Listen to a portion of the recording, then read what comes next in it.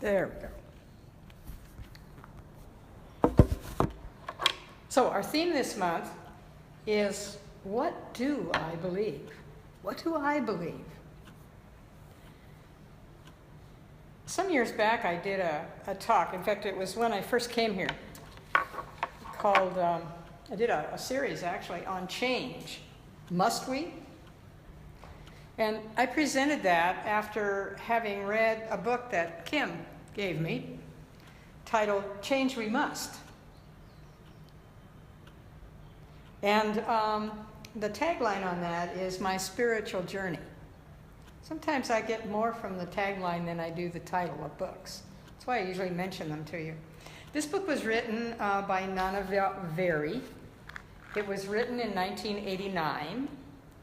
And on the flyleaf, Nana had written, "From the highest peak of my consciousness, I look down upon the nothingness of things and see instead the beauty of God in all, for God is all."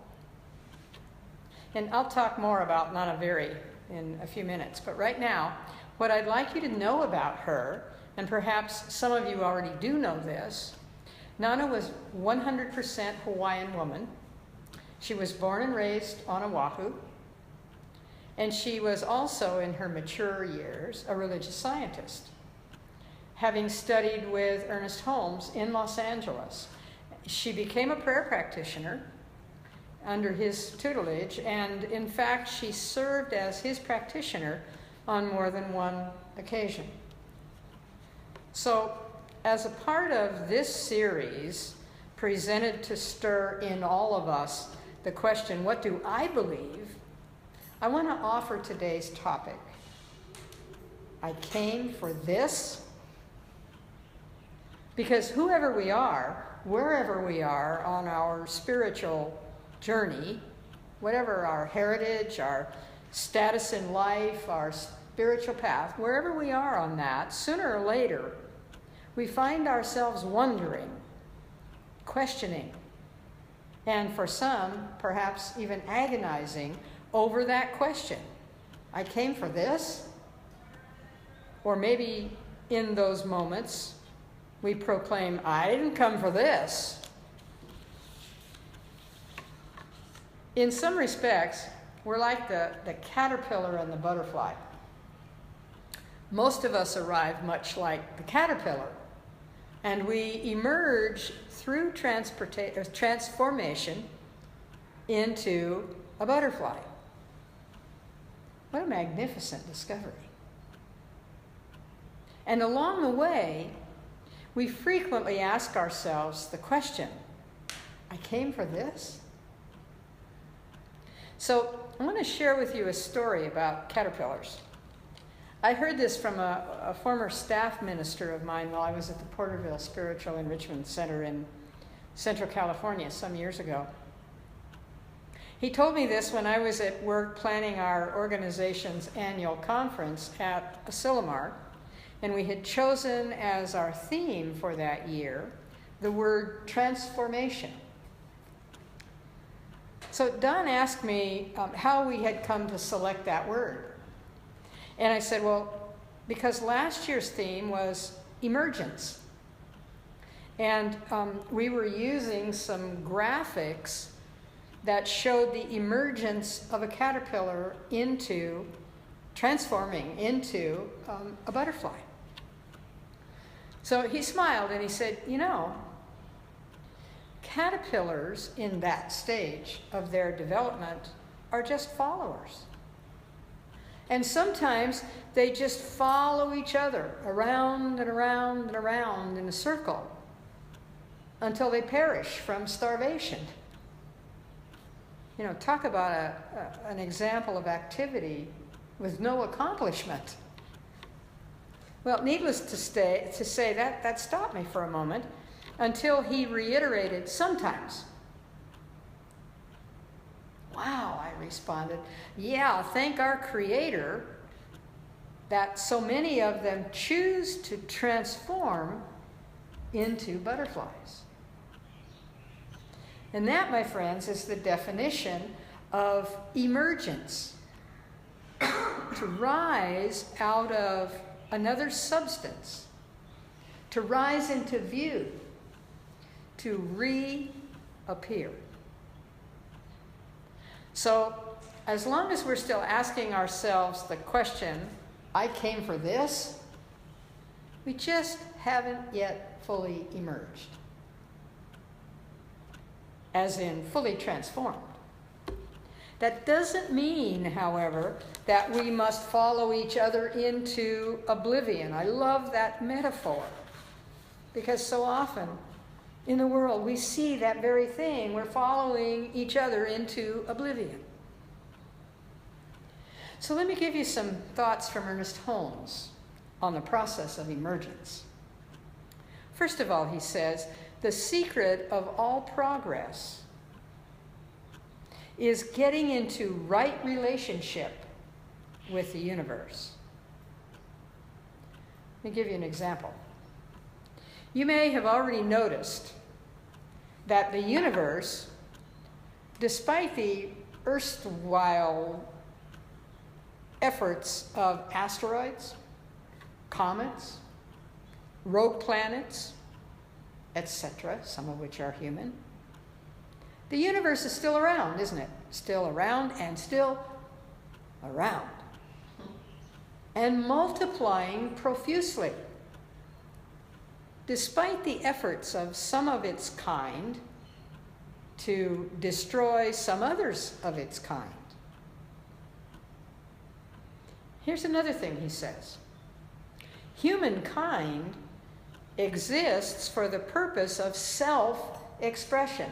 Just what we were talking about a few moments ago in Standing in the Light. Self-expression. Such an individual thing.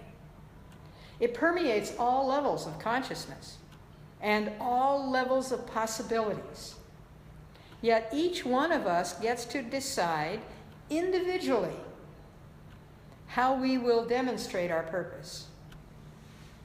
Or alternatively said, how we are moving from emergence into transformation. Here's the third thing. You emerge that divine feeling, fire, imagination, and creativity may express directly through you. Remember that old saw, that old saying, we are either part of the problem or part of the solution? At some point, we get to decide which. That's a part of our emergence, getting into right relationship with the universe. Note that Holmes did not say, and neither did I, with the right political party, with the right religious creed, with the right sales pitch, with the right social strata. We're so much more than any of those, or all of those put together. It's who we become through the process of emergence that determines how we express ourselves. Going around in endless circles into oblivion like some of those caterpillars, or choosing to transform ourselves, and in the process, joining in life-enhancing solutions. So why do we hesitate when change is inevitable? What are any of us waiting for? Because our feet firmly planted in the earth feels better than wings which soar on the breeze? Because hiding out in the chrysalis feels safer than gliding with no boundaries? Because following the caterpillar directly in front of me is easier, even though it's not as healthy? Easier than striking out on my own? You see, the caterpillar doesn't know when it arrives here that it has a future pull, which includes flying. It doesn't strain and struggle and strive to morph or to transform. But it also doesn't resist refusing to create the cocoon or abandoning the project before it's done. It allows itself the joy and the thrill of that magnificent discovery. That's its future pull. I think it's no coincidence that we arrive here the same way, unaware of our future pull. Some of us, however, do strain and struggle and strive to evolve or transform. And frequently, without full awareness, maybe not any awareness, of why. As in, I came for this?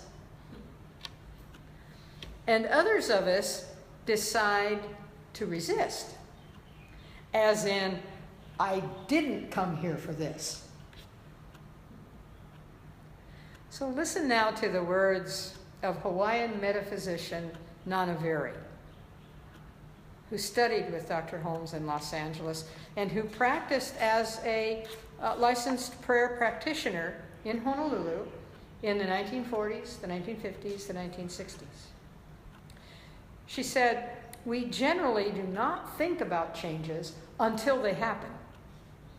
Then we're often upset because we're comfortable in the old situations and we're wary of the new ones. But everything changes. Your activities, your thoughts, your jobs, your relationships. If we don't allow these changes to take place, we work against the flow of life, and we suffer negative experiences that are really hard to cope with." We heard that earlier in Standing in the Light too, didn't we? On the other hand, when we let go, then changes happen gracefully. She went on to say, "I have gone from the ways of old Hawaii to the Pentecostal faith, to spiritualism, and then to metaphysics. But I never felt like I had to make a difficult choice to change. Each change happened naturally as a part of the spiritual journey I've been on all my life." That future pull that I talked about a few minutes ago, that which is contained within the caterpillar through emergence and transformation into a butterfly, that future pull is also contained within each one of us. And it's not just a physical thing. It's not just our height or the color of our eyes or the way we walk or anything like that physically. That future pull is contained within the very essence of us, of each one of us. It cannot be destroyed by what Nana called the nothingness of things. And things include other people. I would add to that, it also cannot be destroyed by the inadvertent, the thoughtless, the cruel, or the destructive acts of others either. Each of us has the choice, first, to discover our own potential. Each of us has the choice to develop that and to nurture it with love and care and patience. Patience. At no one else's expense. Each of us has the choice to model that in our thoughts and our actions, wherever we are and whoever we're with. Forgive me for reiterating, but when we develop, have faith in, and trust the wisdom that created us, then this task is the inevitable outcome for each one of us. That becomes what I believe. Greg Braden, and I'm still reading and still really processing from his book, Spontaneous Healing of Belief. He says our job is to look into the world for reasons to believe in ourselves. Each time we find one, a reason, each time we find one, it replaces the limitations that we may have held ourselves to in the past. It's when we abandon ourselves to that new possibility that we shatter the old paradigm of false beliefs.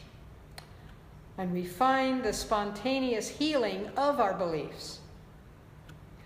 I questioned that sentence about the first 20 times I read it. It's when we abandon ourselves to that new possibility. And I really had to think on that. And what he's saying there is abandoning our limited thinking, abandoning our ego, abandoning our story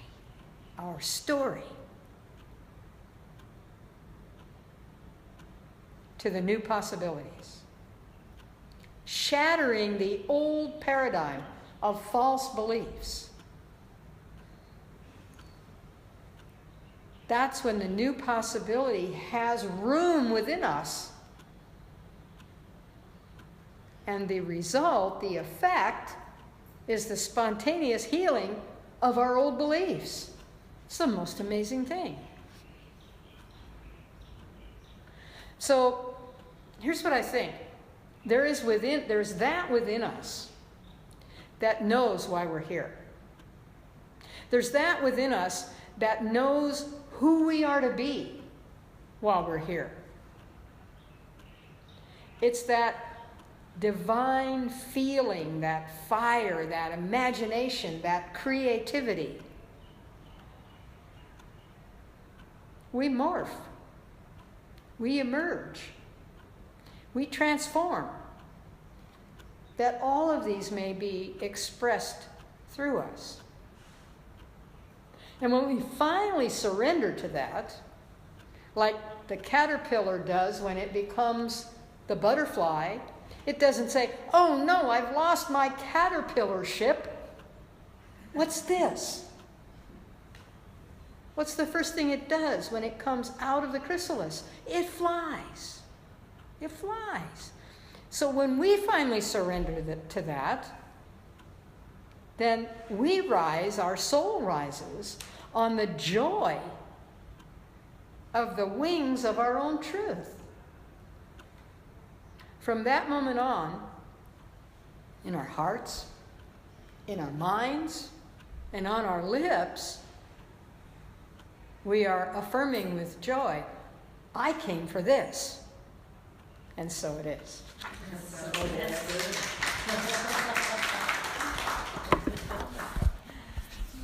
So in the program are the words.